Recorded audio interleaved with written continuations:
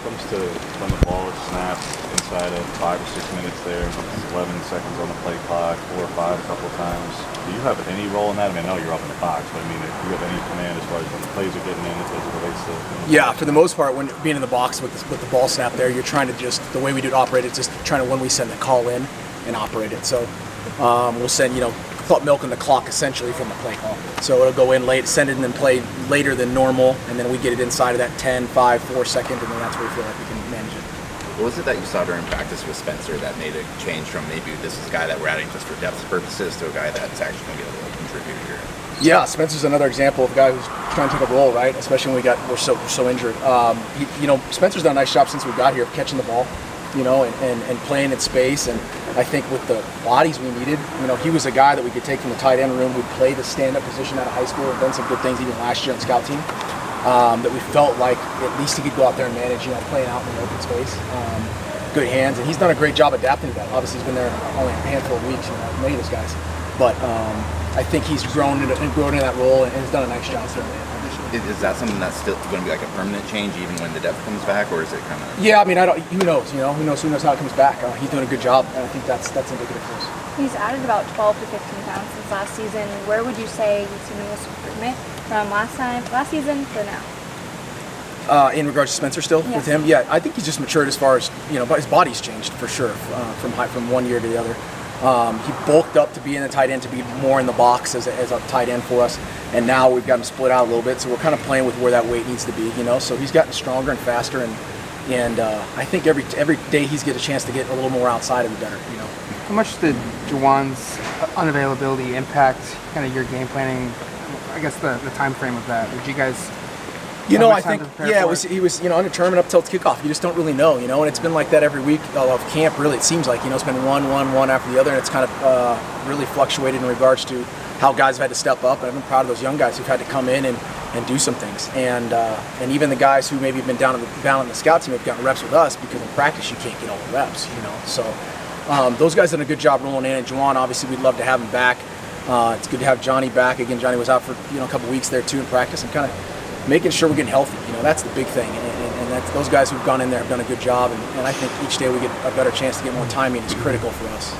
Patrick Herbert has a similar build to Spencer, similar skill set in terms of being able to catch the ball. Do you see a chance where he could even add to what you're trying to do to fill in those holes? Yeah, I think he's another good example. You're exactly right. Another good example, a guy who can run and catch, and we've popped him out a little bit on some of our stuff we're doing in practice right now just to get a chance for a guy who can run and catch and get some more bodies out there, especially when you break up now in practice from scout teams, you lose some of your other guys to give the defense a look, and you've really got to manage getting enough guys out there in a rack of reps.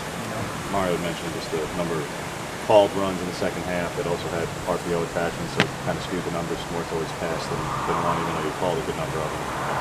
How come to work just more traditional, just straight called runs, Marcus? Because obviously I know they were stopping it very well, 13 carries for 13 yards, but at the same time, the RPOs were completing the passes, but they weren't moving the sticks all the time either. So why weren't there just more straight runs in the second half? Yeah, I think there was a couple straight runs in there. I think the RPO game we felt like was going to give us an advantage to be able to, with what they did up front and putting our guys in space a little bit, trying to take advantage of some leverage in the way they moved. I think that's part of philosophically what you're trying to do. I think there was times where we could have probably handed the ball off in other looks, but that just really was part of the game plan. I thought the guys, for the most part, executed the game plan pretty well. They played tough. I was proud of the way they went out, and they were excited, man. So that was really good. I feel like you took enough advantage of the vertical passing game, and you want to emphasize that. I think you probably, looking back on it, you probably say, with the guys, probably not protecting those young guys who were out there who had to go in and step in, probably not protect them and see if we can cut it loose a little more, I think I'll always take ownership and kind of say, man, just, let those guys go out there and play. And I think we look back and let those guys play a little bit more. It would be great,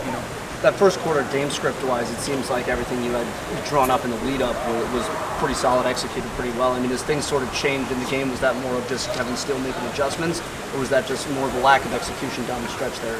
I think it's probably a little bit both. I think the opening quarter was really nice. That's what we did. The second quarter, the same thing. Came out, went down the field, putting drives together. Just got to be, whether it be whatever the case may be, coming up short or execution-wise, I think, whatever it may be, they made great adjustments. They're a great staff. We made a couple tweaks here and there, and then, I think just continuing to find ways to move the sticks is going to be was important in that deal, and especially playing a good defense. You got to convert those 3rd and inches, and you got to catch the touchdowns. You got to take care of the football. All the little things that really give us a chance to do those things. What are your impressions on how the team's rebounding? They've been great. Everyone's been great. I think we've really understand that that's not a defining. This is not a defining moment for the whole season. This is one game, and we got to move forward. And our guys bounced back right away. We had a great job after the game, and together in meetings, and awesome practice today. And our guys are excited, man. They're excited to be together. Now that you've had some time to watch film on Nevada, kind of shift that focus there. What's just kind of stood out about this? Yeah, focus. That's the nature of the beast. Immediate shift, right? As soon as you get home, wake up that night, it's boom, it's over, put it to bed, and move forward. Nevada's a really good team. They've been really well coached. They run a little bit of a little bit of a different defense. You're not seeing a whole bunch of 3-3 stack anymore in the country, and so that's something that we've got to manage through. And they do a really nice job, man. They're going to be coached hard. They'll be coming in here ready to roll, and I know our guys will be excited to get home and play lots. What makes the 3-3 stack so difficult to play against? Well, I think just like it's almost like playing option football. It's like it's just different, right? You don't see it every week. You don't, it's one of those things that's kind of an oddity, and you kind of go through and kind of teach some different. You got to kind of tweak your rules a little bit. That's really kind of the best way I could put it. It's like playing option football. It's just a whole different set of rules in some regard. Coach Under, Coach Helfrich, Taggart, and now Cristobal. Correct me if I'm wrong. I've never seen the team go under quarterback go under center. Well, many teams do that now. Is there some reason why you don't? We did for years. Did that for a long time, actually. Right now in gun, that's just been really our philosophy. I think it opens up some stuff for the quarterback to be able to pitch and catch a little bit. Opens up a little bit your gun run stuff and offset. RPOs. I think that's probably the nature of where football's going. You see it even more and more. I think percentages go up even more in the NFL now, more and more. Under center, I think we've done it one point or the other. It's just not what we do. You talked about how confident obviously you guys are on the offensive line, but it's going to be a big challenge in the pass for Jake in particular. You hold their big 3 to no tackles for loss for Marcus. I know they got tackles for loss as a team and sacks as a team, but their big 3 really didn't have much disruption at all. How much confidence does that give you going forward the rest of the season that you very well could have the best offensive line maybe in the country? Yeah, no, I think you said it last week with how good that front was, and no one's done anything against them. I thought our guys played their butts off, man. We were really excited to turn on the tape. Our guys came out physical right away. They didn't flinch the whole game, and our guys were excited for the challenge. This is a really close group that was excited to go out there and get it done, and they will be every week. I think that's the thing we've got going on here in year 2 is our guys understand what we're asking and they get it, man. And the process is taking over. And this week, I know they'll be excited. Those guys up front did a heck of a job, man. That's a really good defensive line. For David moving over to receiver, back from DB where he had moved originally from receiver. Has that just kind of been a difficult thing for him, having to go offense to defense, back to offense, seemingly out of convenience and need rather than anything else?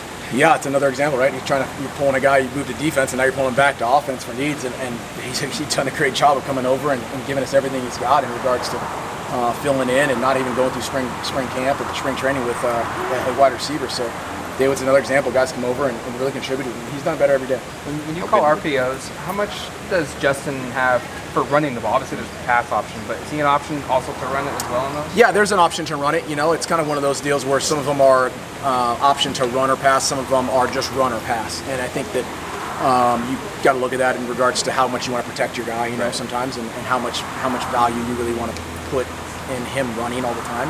There are some different situations where you feel okay with it, with an escort and things like that, but that's really how we see it. Everyone's probably a little bit different. Would you like to see him maybe carry it a couple more times, or? Yeah, that's a delicate balance, right? It's carried at the right times. I think is the right thing to say. Carry the right times in the right way, and it's just to protect him, more than anything. Those guys get banged up real quick, and everyone's big and fast now. It's a scary movie sometimes. They go running inside those numbers. Couple more. How do you think Javon Holland would be as a receiver? Phenomenal. Mario said he'd probably be a better receiver than he is safety. Yeah, he's a pretty good safety. Yeah, he'd be fun. He was a really good. He was a really good receiver. They've had a couple guys over the years here play both ways at times. Charles Nelson did that 3 or 4 years ago. Would there ever be any consideration to? We got a couple guys asked, but I don't know at this point if we've got the opportunity to do that yet. I think that the captain might allow.